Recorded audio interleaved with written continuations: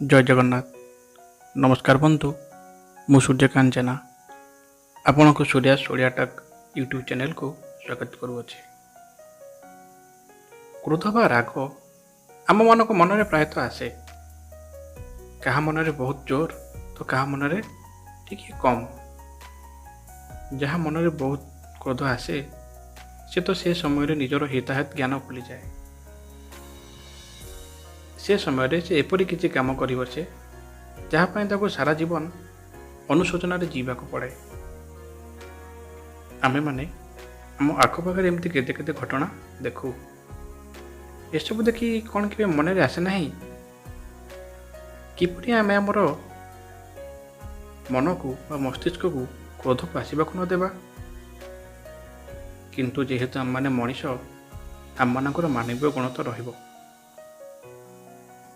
जदि मनरे क्रोध आसे ताहले किपरि ताको आमे नियंत्रण करिबा। आज से विषय में केतेटा टिप्स देबी जाकू आपण निजर लाइफ रे प्रयोग करिवे। देखिए जदि आपणक मनरे क्रोध आसुदिबो ताहा धीरे धीरे आपणक नियंत्रण रे रहिबो बा आपणक मनरे क्रोध आसीबो नाही।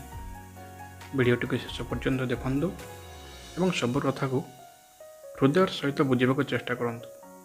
जदि वीडियोटी भल लगे तेबे लाइक करंतु, जदि नुआ थांती चैनल को सब्सक्राइब करंतु। प्रथम जानिबा क्रोध काहींकी आसे। जदि आम माने एही कारणटी जानि परिले ताले तार निराकरण आमे करि परिबा। क्रोधर प्रथम बा मूल कारण हेउची किछि विषय रे बा किछि धारणा को निज मनरे जोर करी धरि रखिबा। जदि कि आमर मनर इच्छा विरुद्ध रे किछि कहे बा किछि करे तेबे से समय आम मन क्रोध सृष्टि हुए। कारण किछि गोटे कथा को आमे माने मनरे जोर देके रखिचे, आमे माने ता विपरीत रे किछि भी सुनिबाकू बा किछि भी जानिबाकू चेष्टा करूना हूँ। जदि तार अपोजिट जे किए किछि कहे बा करे तेबे आम मनरे क्रोध सृष्टि हुए बा मनरे हलचल सृष्टि हुए।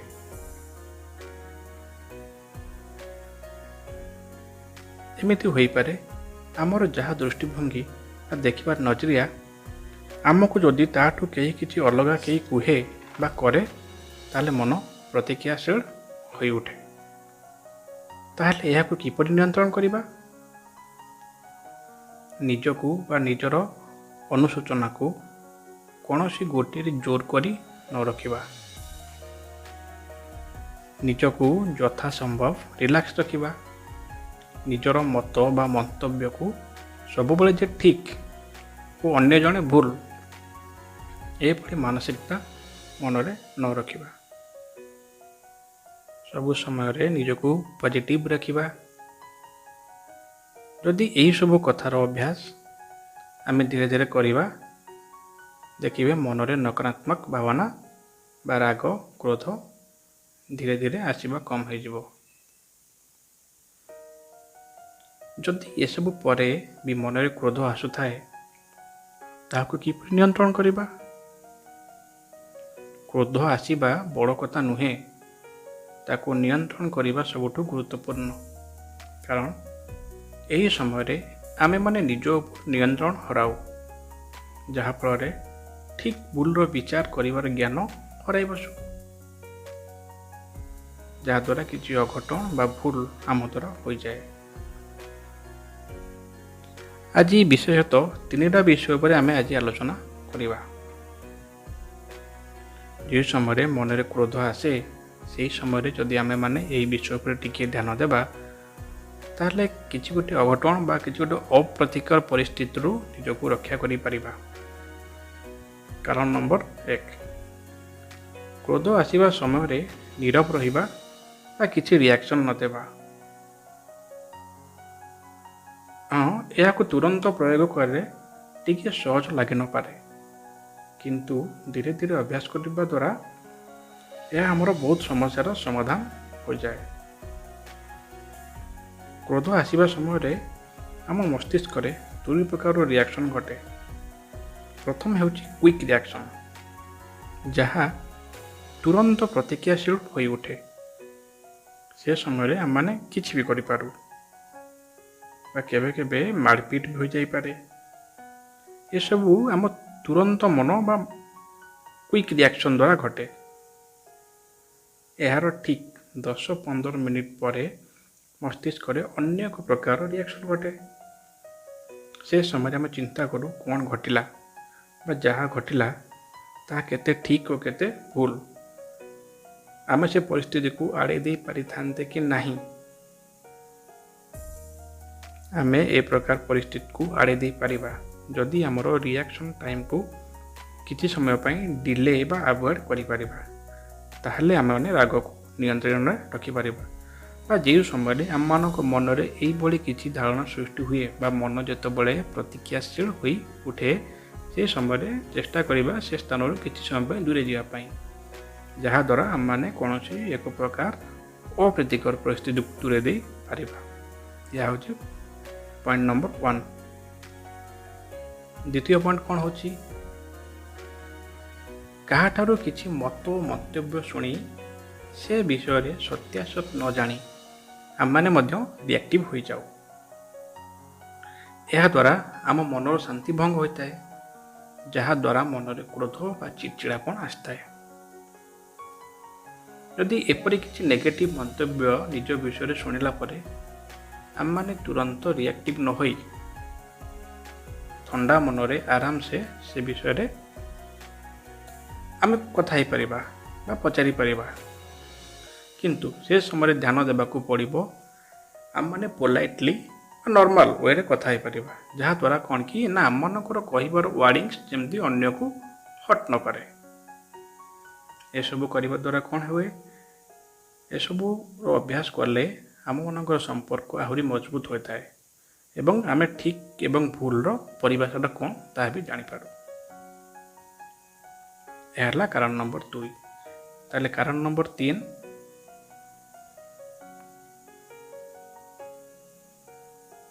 ମନେକର ଆମେ କାହାକୁ କିଛି ଗୋଟିଏ କାମ କରିବା ପାଇଁ କହିଥାଉ। ଯଦି କାମଟି ଠିକ୍ ହୋଇଥାଏ ତ ସବୁକିଛି ଠିକ୍।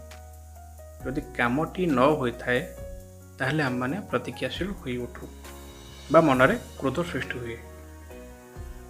ଏହାକୁ ନିୟନ୍ତ୍ରଣ କରିବାର ଉପାୟ ହେଲା, ଯାହାକୁ ଆମେ କାମଟି କରିବାକୁ କହିଥିଲେ କ'ଣ ପାଇଁ କାମଟି ହୋଇନାହିଁ ତାହାକୁ ଜାଣିବାର ଆବଶ୍ୟକ।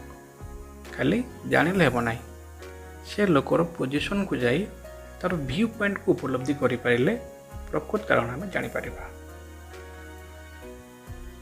ଆଉ ପ୍ରକୃତ କାରଣ ଜାଣିଲା ପରେ ଆମମାନଙ୍କ ମନରେ କ୍ରୋଧ ଆସିବ ନାହିଁ। ଏହାକୁ ଆମେମାନେ ପ୍ରତ୍ୟେକ ନିଜ ସହ ତୁଳନା କରିପାରିଲେ କ୍ରୋଧକୁ ବି ନିୟନ୍ତ୍ରଣରେ ରଖିପାରିବା। ଆମେମାନେ ବି କେବେ କେବେ ଆମର କାମକୁ ଠିକ୍ ସମୟରେ କରିପାରୁନା, କାରଣ ସେ ସମୟରେ ଆମର ବି କିଛି ପ୍ରୋବ୍ଲେମ୍ ବା ସମସ୍ୟା ଥାଏ। ତେଣୁ ଆମେ ଯଦି ଅନ୍ୟ ଲୋକର ଭ୍ୟୁ ପଏଣ୍ଟ ବା ତା'ର ଦୃଷ୍ଟିଭଙ୍ଗୀରେ ଦେଖିପାରିବା ବା ଉପଲବ୍ଧି କରିପାରିବା, ତେବେ ଆମେମାନେ କ୍ରୋଧ ଉପରେ ନିୟନ୍ତ୍ରଣ ଆଣିପାରିବା। ଏହାଦ୍ୱାରା ଅନେକ ସମ୍ପର୍କ ଖରାପ ହେବାରୁ ବଞ୍ଚାଇ ଯାଇପାରେ। ଏହା ହେଲା କାରଣ ନମ୍ବର 3।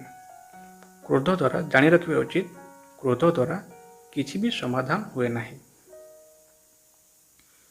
ଯଦି କିଏ ଜଣେ ଟିକିଏ ରାଗେ, ଆମେ ଟିକେ ଅଧିକ ରାଗୁ, ସେ ବି ଅଧିକ ରାଗେ, ଏହାର ପରିଣାମ କେବେ ବି ଲାଭଦାୟକ ହୋଇନଥାଏ। ଯଦି ଆମେ ଆମର କ୍ରିୟାଶୀଳତାକୁ ନିଜ ନିୟନ୍ତ୍ରଣରେ ରଖିପାରିବା, ତାହେଲେ କିଛି ବି ଅପ୍ରୀତିକର ପରିସ୍ଥିତି ହେବାରୁ ନିଜକୁ ଓ ଅନ୍ୟକୁ ରକ୍ଷା କରିପାରିବା। ଏହାଦ୍ୱାରା ଆମର ମାନସିକ ସ୍ଥିତି ଭଲ ରହିବା ସହିତ କାହା ସହିତ ସମ୍ପର୍କ ଖରାପ ହେବାରୁ ବଞ୍ଚିଯିବ। ଆଉ ଗୋଟେ ଶେଷ ପଏଣ୍ଟ କହି ରଖେ, ତାହା ହେଉଛି ଫରଗିଭନେସ୍ ବା କ୍ଷମା କରିଦେବା। ଯାହା ଉପରେ ଆମକୁ ରାଗ ଆସେ ବା କିଛି ନେଗେଟିଭ୍ ଥିଙ୍କିଂ ଆସେ,